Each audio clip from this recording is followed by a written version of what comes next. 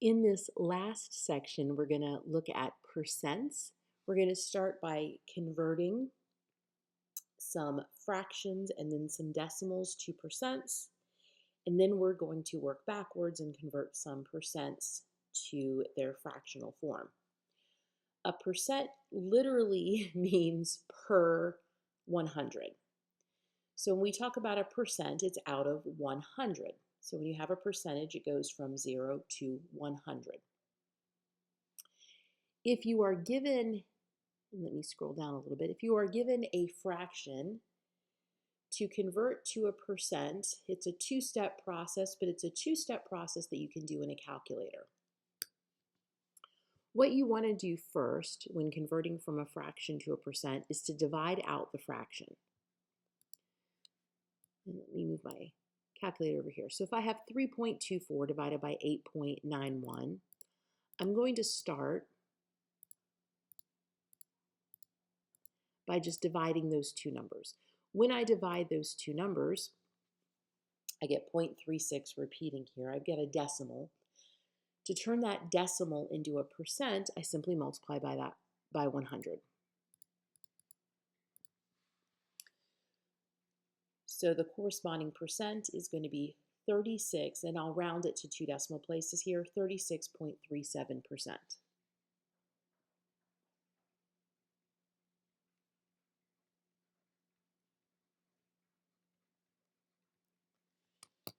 And that's how you work all of these types of problems. So anytime you have a fraction and you want to turn it to a percent, and I've got some kind of wonky fractions here, just for example's sake, but anytime, even if you have the fraction 1/2 and you want to turn it to a percent, 1 divided by 2, that's going to give you the decimal equivalent, then multiply by 100. So the second one here, 7.801. And we're going to divide that by 23.015. That gives me my decimal, multiply by 100. And the corresponding percent to two decimal places is going to be 33.90. So note you have 895. That 5 is going to bump it up. So 33.90%.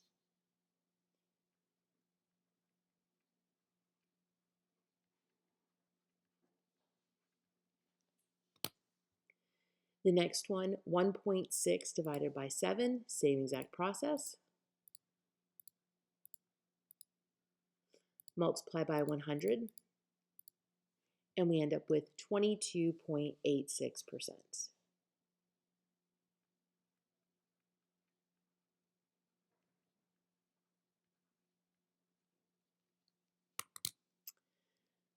The last one is the square root of 2 over the square root of 6. For that,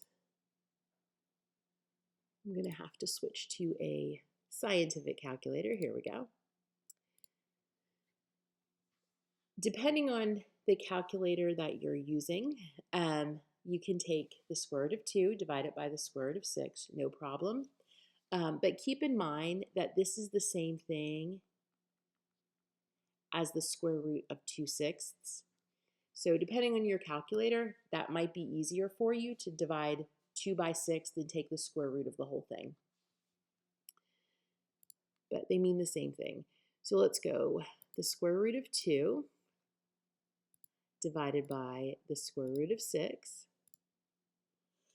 So we get this decimal, multiply by 100, and our percent is 57.74.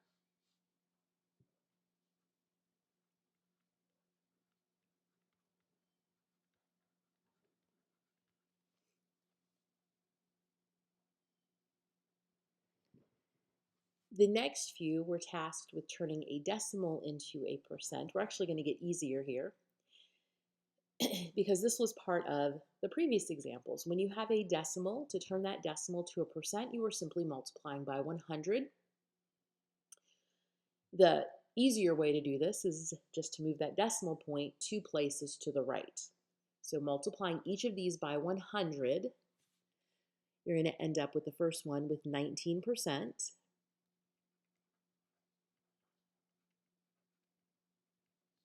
The second one, when you multiply by 100, it's going to be 1.5%.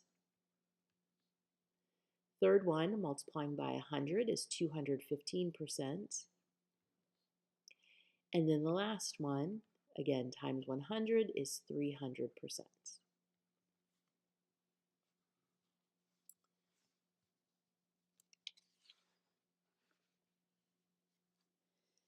And then the last few, we're starting now with the percentage and tasked with turning it into a fraction.